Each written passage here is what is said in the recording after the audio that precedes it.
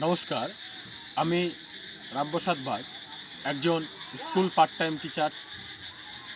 এইচএসের council এর circular অনুযায়ী যে সমস্ত স্কুলে সাবজেক্ট টিচার নেই, সেই সমস্ত স্কুলে ম্যানেজিং কমিটি বিজ্ঞপ্তি ও ইন্টারভিউর মাধ্যমে শিক্ষক নিয়োগ করে থাকেন।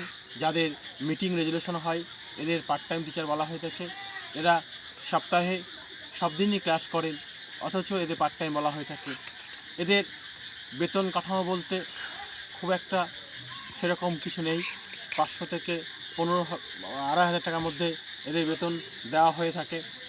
এই সমস্ত পার্ট টাইম টিচাররা মিলে আমরা সমস্ত রাজ্যে যে সমস্ত পার্ট টাইম টিচার আছে তাদের নিয়ে একটি সংগঠন গড়ে তুলি, যে সংগঠনের নাম হচ্ছে school part time teachers association, যেই সংগঠনের আমি রাজ্য সহ সভাপতি।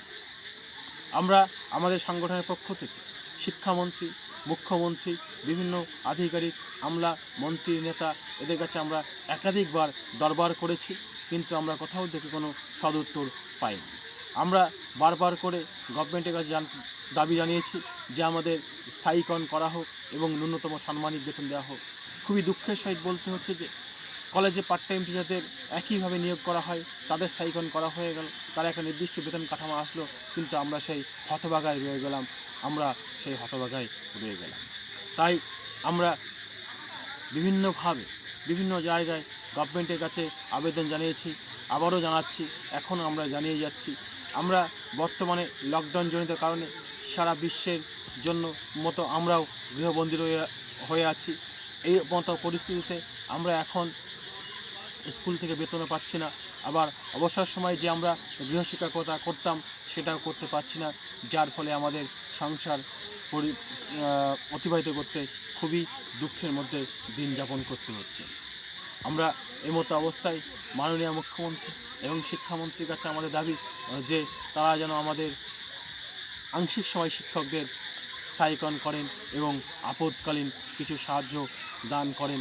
এটাই হচ্ছে আমাদের একমাত্র কামনা।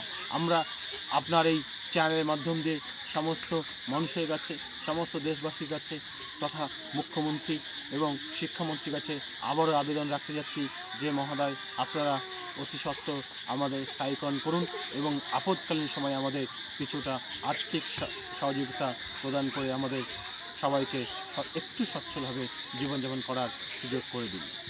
না হলে আমরা তো না খেতে পেয়ে মারা যাব। করোনায় যেমন আমরা মারা যেতে পারি, আমরা না খেতে পেয়ে মারা যাব, গৃহবন্দী হয়ে মারা যাব, করোনার জন্য আমরা মারা যাব। তাই আমরা বলছি যে আমাদের কিছুটা আর্থিক সহযোগিতা করুন এবং আমাদের, আবারও বলছি, আমাদের স্থায়ীকরণ করুন।